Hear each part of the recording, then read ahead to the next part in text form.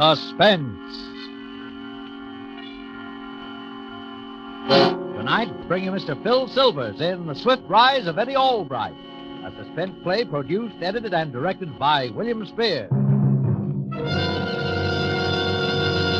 Suspense, radio's outstanding theater of thrills, is presented for your enjoyment as we bring you Phil Silvers in a remarkable tale of Suspense.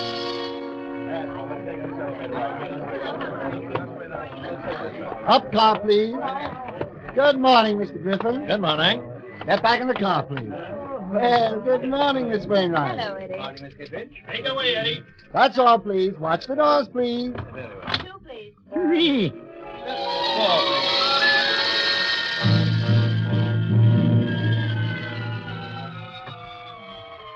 Well, that's the way it is with me all day long, see? I got my ups and downs, like they say. But I like it that way, see? Because I'm not going to be doing this forever. I'm not even going to be doing it very much longer at all.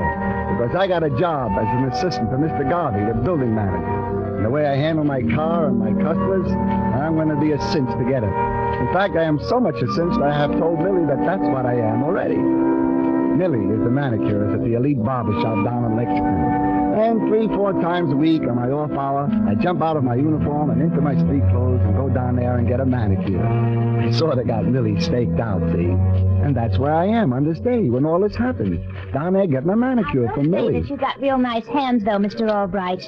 Real swan gay. Well, you see, for a man in my position... But I will also say that you don't really have to have them cared for quite so often. Oh, that... I mean, I wouldn't tell that to everyone, but some of my customers, I like to give them my very best professional advice, you know? Well, maybe I... Ow! Just let your hand relax, Mr. Albright. Yeah. Well, maybe I know that. Maybe I got my reason. Mr. Albright, I can't imagine what kind of reasons you'd Look, have. with a guy like me, nobody has to stand on many ceremonies, see? For instance, all my friends call me Eddie. Really? Sure, Mr. Garvey and everybody. Just like I call you Millie. That's all right, isn't it? Oh, well, sure, but me calling a customer, well, it makes a difference, you know? Is that all I am? Just another customer? Oh, You must hold your hand still, Mr. Albright. yeah, sure. But what I mean is just because I hold a slightly higher position than somebody else, that don't make any difference to me. That's my idea of democracy. Everybody is just as good as anybody else. Of course, unless you're a millionaire or something. Oh, well, what's so special about a millionaire? I got a customer that's a millionaire, and his hands aren't nearly as swan gay as yours. Well, what I mean is, I'm not quite in that class, yes. But I wish you would call me Eddie. Well, you know, I was thinking about you. Huh? Once or twice. I mean, you're quite young to be holding the position of assistant manager of a big building like the Dunbar building. Well, I started at the bottom, of course, but there's little tricks in getting to the top, just like in everything else. Gee, I wished I knew some. Well, take me, for instance. You know how I got where I am? Remembering names and faces, that's how. Yeah? Yes, sir. When I was just merely an elevator operator. Remembering names. You mean a little thing like that can get you to A little thing like that. Listen, how do you suppose Jim Farley got where he is today? Where is he? I don't know where he is right now, but that's how he got to be Postmaster General. Just remembering names and faces. Just one little thing, that's all. Well, I don't know. He must have had some kind of other abilities. I mean, he must have been a bug on stamps or something. Oh, heavens forbid. Look at that cutie. Well, maybe 1-2 little things, but that was the main thing. Now take me, for instance. Oh, I'm sorry, Eddie, but you got to keep your hands still, you know. Oh, that's okay, Millie. Forget it. But I was just trying to show you something in the paper. See this picture? Yeah? Frankie the Nose Maddox.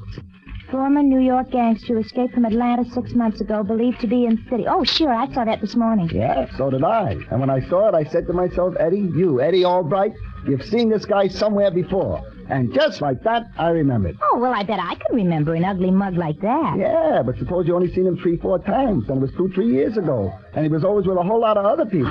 Eddie, you mean you know Frankie Maddox? No, but I took him up in my car. That was when I was just merely an elevator operator. I took him up 3-4 times. There's a rich guy named Ellinger, lives in a penthouse on top of our building, and I took him up there. And that was 2-3 years ago. But right away I remembered, recalled the face. Oh, I guess that is pretty good, all right. Sure, that's the kind of thing that got me where I am. Yeah, well, some people are lucky, I guess. Well, I don't know. But some people that are lucky like to share their luck with other people. Ever stop to think about that? Well, I'm quite sure I don't know what you mean. Well, take you and me, for example. What? Maybe we could be lucky together. I mean, maybe you and me could go out to dinner and the theater some night. Really? Oh, gee, that'd be awful nice. Well, how about tonight? Tonight? Well, I don't know. I guess I could make it tonight. Okay, now where do I meet? Well. So this is where you spend all your time. Oh, hello, Alex. Millie, I just remembered something important. I gotta go. Yeah, but Eddie, I haven't finished What's yet. your hurry? You might at least introduce the little lady to your boss. No, Oh, don't say dear. that. Then you must be Mr. Garvey. Millie, Well, I'm that's sure I'm not- pleased to meet you, Mr. Garvey? Say, what's this guy been telling you? Well, I Millie, really don't see what's so funny. No, All it's I know not. is that Mr. Albright here is Mr. Garvey's personal assistant in the Dunbar building. Is that what he told Look, you? Alex, can I just... Oh, Eddie, I'm ashamed. How could you do such a thing to such a cute little lady? Eddie Albright, you going to sit there and let this man talk to me? He better sit there because I am his boss. Millie, look. I'm chief starter on the Dunbar elevators, and little Eddie here is operator number 23.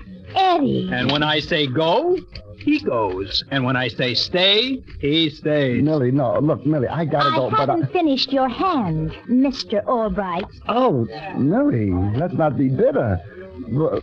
Well, goodbye.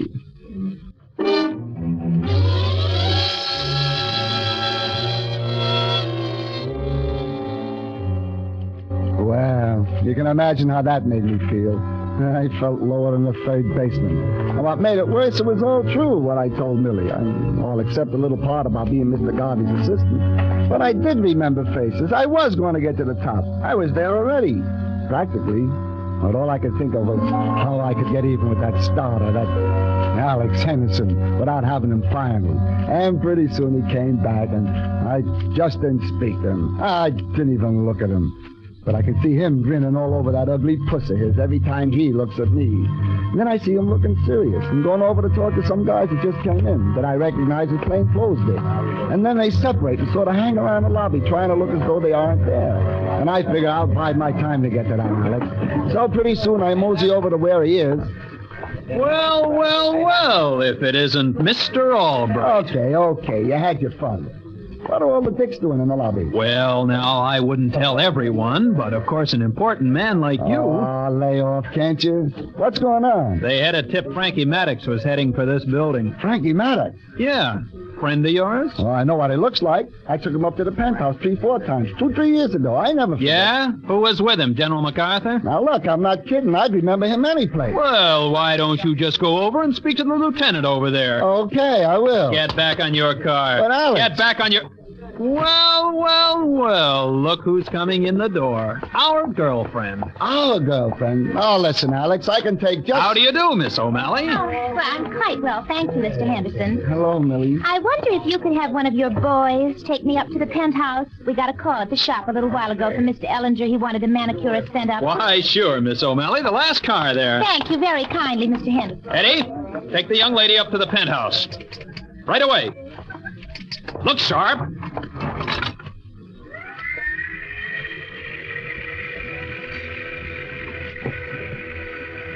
Millie. The penthouse, please. Now, listen, Millie, I can explain all what I And said. I do not wish to engage in any unnecessary conversation with the help, Mr. Albright. Oh, Millie, that guy's jealous, that's all. He knows when that job comes up, I'm a cinch for it, and he won't stand a chance. He's just trying to get the knife on me, that's all. And that job is coming up, and I'm going to get it. Any day now, you'll see. Oh, Millie, give me a break. You said yourself it didn't matter even if a guy was a millionaire. I am a very democratic person, Mr. Albright. I have no objection at all to a man being an elevator operator whatsoever. But I do object to his being a big phony. I believe this is my floor. Good day, Mr. Albright. Millie. Hold it, Bud. Huh? You heard him. Hold it. I'm sorry, but you gentlemen can't bring that carpet down in this car. You'll have to take the freight elevator. Shut up. Now, listen. Get in there. All right, easy now. Okay, stand it up in that corner. Well, of course, if you gentlemen insist. Okay, that'll do it. Our policy is to give prompt and courteous service to all the occupants of this building. Okay, However, but the regulation... start down. But it's against regulation. Start down. Yes, sir. But it's against regulations to carry furniture in the passenger cars. And a big carpet like that. What about a big carpet like that? Well, it's furniture. Well, what do you know? Sonny boy here thinks this is furniture. Well, it ain't furniture, you see, sonny boy. Well, the regulations. Shut up. Specific. Yes, sir. What floor, sir? The basement. Yes, sir. Which basement? You ain't trying to be funny, are you, Sonny boy? No, sir, but we have 3 basements in this building. You all got stairs up to the street? Yeah, they have stairs, but it Take isn't. us to the first one you come to. Yes, sir. But the building regulations... Oh, shut clearly... up. Yes, sir.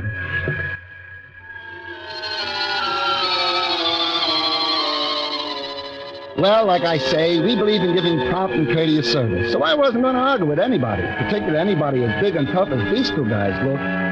They wanted to take a carpet to the basement. No, there's no skin off my knees. It was a big carpet, all right. It was rolled up, and they had it standing in the corner between them. And I glanced at it, just casual-like. And then I saw something that made my skin come up in goosebumps all over. Sticking out of the bottom of that carpet was a pair of feet. Hey, those guys had a dead body in that carpet.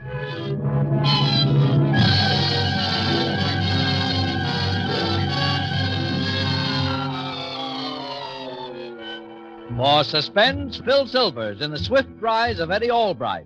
Presentation tonight in radio's outstanding theater of thrills, Suspense.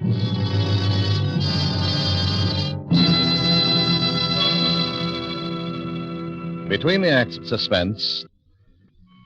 And now, bring back to our Hollywood soundstage Phil Silvers in The Swift Rise of Eddie Albright. A tale well calculated to keep you in suspense.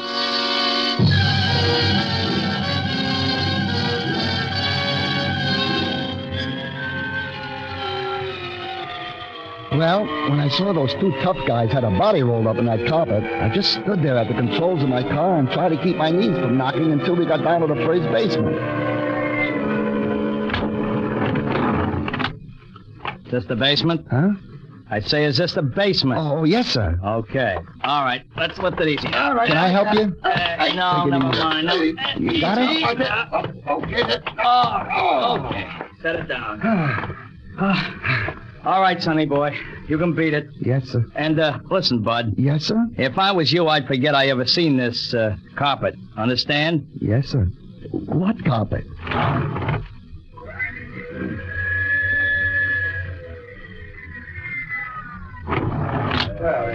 My next car, please. Well, where you been, big shot? I had to take a tenant down to the basement. The basement? Yeah. Somebody from the penthouse wanted to see the super about something. Oh, I see. I thought you was going to stick around and help the cops catch Maddox when he shows up. Okay, Alex, you think I'm kidding, but I do know him, what he looks like. Yeah, with his mug all over the paper, sure. You and a million other people. I mean what he looks like, for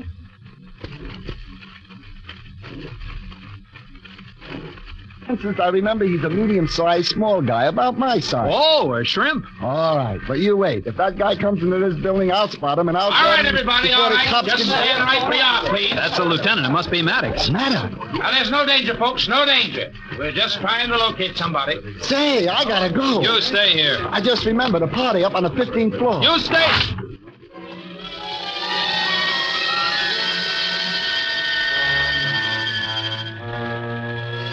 Well, see, I figured the cops had everything under control about this Maddox, and there was no use of my butting in until they need me. And so I'm sort of getting my breath and going past the 9th floor before I noticed the little guy in the car with me. A nice-looking little guy, and he speaks to me real friendly. What's all the excitement down there? Oh, well, they think some gangster named Maddox is loose in the building somewhere. Do they? Yeah. Maybe it was a good idea we started up when we did, huh? Oh, I don't know. Don't worry me none. What floor? The penthouse, please. Oh, you're looking for Mr. Ellinger. That's right. My girl's up there with him right now. Your girl? Yeah, she's a manicurist. Mr. Ellinger sent for her a little while ago for a manicure. Oh. Well, here's your floor. Say, wait a minute before you open those doors. I, got a little proposition to make to you. Proposition? Yeah, you see, Mr. Ellinger's an old pal of mine. He's a great guy for gags. I haven't seen him for quite a while. I want to pull one on him, see? Oh, well, yeah, but... I want to borrow your uniform. If we just swap coats, that's enough. It'll only take a minute. The whole thing. Oh, I'm sorry. I couldn't do anything like that. The regulations... Sure, I know. Would Would this help? Oh, no, I couldn't. You see, if... $100? Sure, with me and Ellinger, it's anything for a gag, and, like I say, it'll only take a minute. Well, I don't know. But $100? Oh, here, go on, take it. Now, give me your coat. Here's mine. Well, you sure it'll only take a minute? That's right. Okay, here you are. Okay, now let's go. You better come with me, though, so you can get your coat back and go right on down, see? Yeah, sure. I'll prop the car doors open.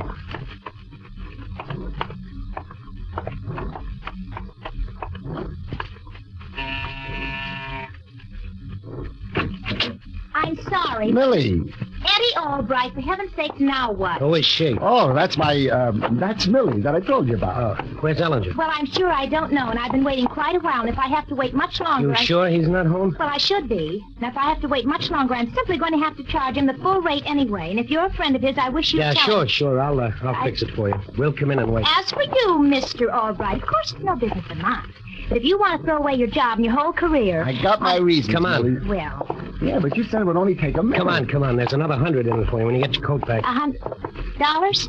See? I told Your you. boyfriend and I are just pulling a little gag, miss. Boyfriend? Are you implicating that this... Well, I must say, someone has given you the wrong kind of impression entirely. Yeah, okay, but you two could do quite a lot with a couple of $100, couldn't you? Suppose, you wait here in the front room, miss. We'll go on inside. But don't tell Mr. Ellinger we're here. We want to surprise him. Yes, sir, of course. That's $200. Listen, I can't wait long, you know. Yeah, sure, I know. In here. Let's go out on the balcony.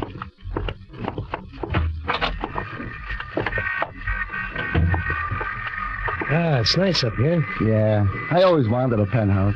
You know, with them looking all over for this Maddox, whatever his name is, they won't miss you for a while. Yeah, there's that. But boy, I just wish I could lay my hands on that guy. Oh, Maddox? Yeah, boy, if I could just capture him single-handed or something. What's the matter? You got something against the guy? Oh, no, Mr. Mason. No, Mr. Mason, I got nothing against him. But I gotta do something pretty quick. Fooling around with guys like this Maddox could be a little unhealthy, though, couldn't it? Yeah, there's that. But, well, you see, Mr. Mason, I gotta do something for Millie. Oh. I don't know. She seems like a nice kid. She doesn't seem like the kind who'd expect any crazy grandstand plays from a guy. Oh, she wouldn't, Mr. Mason. Millie's the top. She's aces. But you see, well, I already made one and it flopped. It was a terrible flop. Oh, showing off for a dame, huh? Like a little kid. Yeah, I guess so, Mr. Mason. I guess I made an awful fool out of myself. But, well, now I gotta do something to make up for it. Listen, Eddie, a dame that's any good, she doesn't expect anything special of a guy. If she does lay off because she's poisoned, take my word for it, I know. Maybe I wouldn't be where I am today if I hadn't tried to show off for a dame. Just like you. I was a punk kid. I didn't know any better. Gee, Mr. Mason, I wouldn't say where you are today is so bad. Being able to pass out $100 bills like you do. Yeah? Well, you get older. You see things a little different sometimes. How'd you come to louse it up with her? Well, you see, it began by me telling about this job that I got as assistant to Mr. Garvey, the building manager. Only I don't have it yet. And then Alex, he's the starter. He tips her off. And then I'm trying to explain to her when I bring her up here. Only I don't get a chance because these two mugs get in my car with a What big two carpet. mugs? The two that come from the penthouse here. I guess they're waiting for Mr. Ellinger, and they got a big rolled-up carpet, and they want to go down to the basement. And I told them the regulations, but, gee, maybe I shouldn't be saying this after what they told me. What did they tell you? Well, about the carpet, they said. Carpet. So that's it. Well, I guess it's okay to tell you, Mr. Mason. But I was scared. Well, there was a body in that carpet. Gosh, you don't suppose that's why Mr. Ellinger... Now listen, Eddie, you stay right here, see? But Mr. Mason, I called you... I'll be back in 2 minutes, kid. Then you'll be all set. The basement, huh? Yeah, but Mr. Wait, Mr. Mason... You stay here. If you want your coat back. Oh... Well, Mr. Albright, I see your newfound friend has left you holding the bag. Oh, Millie, I don't know. Everything is going wrong today. Well, you can't say that your friends, or those who were your friends, didn't give you fair warning. You mean you're still my I friend? didn't say that. I just hope that Mr. Alex Henderson is your friend when you try to explain to him what happened to your uniform coat. Alex Henderson. Listen, Millie, you don't see anything in that guy, do you? Well, he's just a common Mr. starter. Henderson is a very high-type gentleman and not a big phony. Him? Why, he's no worse. And at least he is not ashamed of his position. He is, too. And seeing that he is your superior, Yeah, well, he feel won't be for long. I can tell you that right now. All right, Maddox, reach. What? Don't try to stall him, Max. Get him up. They got guns. Maddox, hey, listen, I'm not Maddox. What do you think you're kidding? We know you've been having a doctor change your face the last 6 months. And then you think you're going to walk right in here and knock off Ellinger for that 50 grand he took you for. Well, you were a little late. You know why? Listen, fellas, you got it wrong. Don't you remember? I'll tell you why. Because And we got tipped off and we got Ellinger out of here in a carpet. How do you like that? You know who is going to get it? You, Maddox. Oh, no. Hey, look, my girl, she fainted. And she's in luck. You got any last words, Maddox? Wait, listen, I'm not Maddox. I'm the elevator boy. I That's all never thought I'd see you crawl, Maddox. Look, don't you remember? I took you down with the carpet to the basement. Go on, go ahead. I'm getting a big boot out of this. Hey, wait a minute. Maybe he's got something. Come over here, you. Yes, sir. Why, I think it is the elevator punk. That's me, sir. That's right. The elevator punk. That's me. Shut up. What do you think? I don't know. What happened to your uniform, punk? Well, there was a man. He was in my car. All right, turn around and get it. Maddox.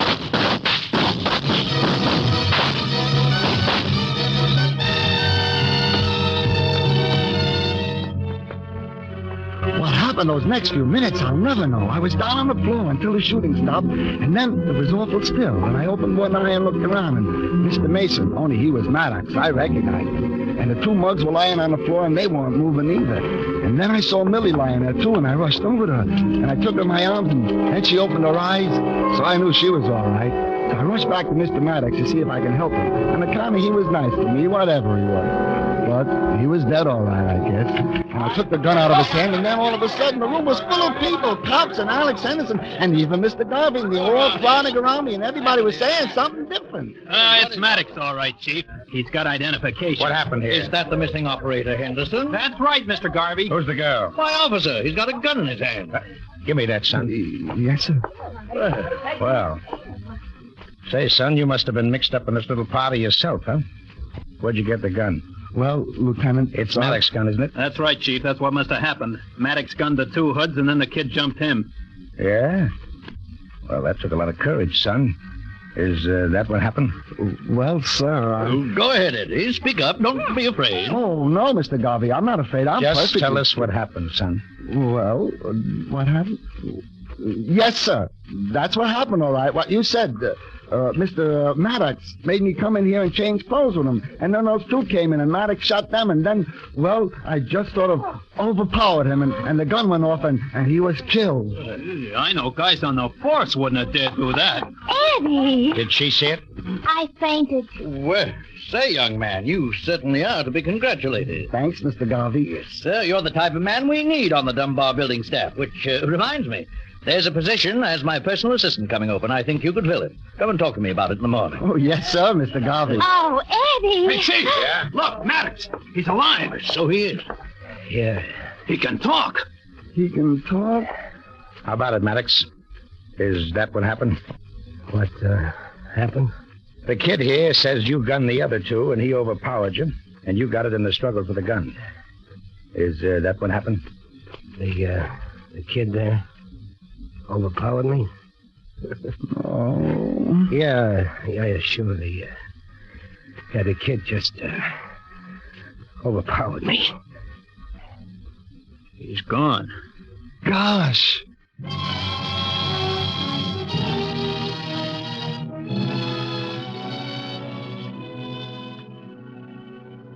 The reason I told this, well, Millie and I got married when I got the job at Mr. Garvey, and, well, something pretty important is going to happen pretty soon, and, well, I got to think of what Mr. Maddox said, and I told Millie the whole thing, because I didn't want to have a kid who could ever say his old man was a big phony.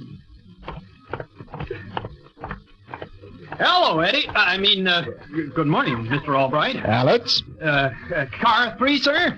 Take Mr. Albright right up. No, thank you, Alex. I've been watching your work. You're doing grand. Grand. Now, just look alive. Well, shall we go? Up, up, quickly, boy. Up.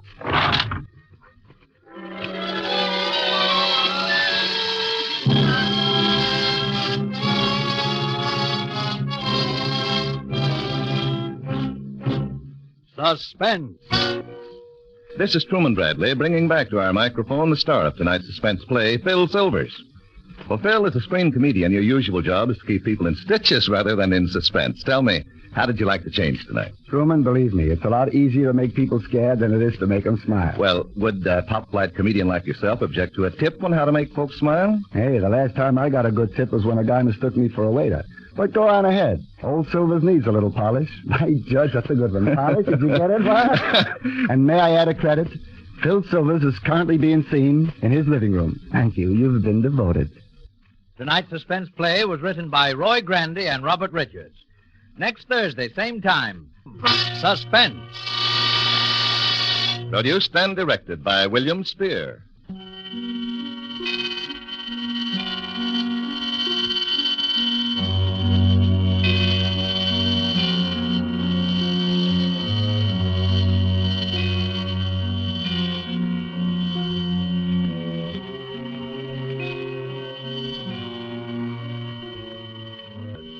Make it a point to listen each Thursday to Suspense, radio's outstanding theater of thrills.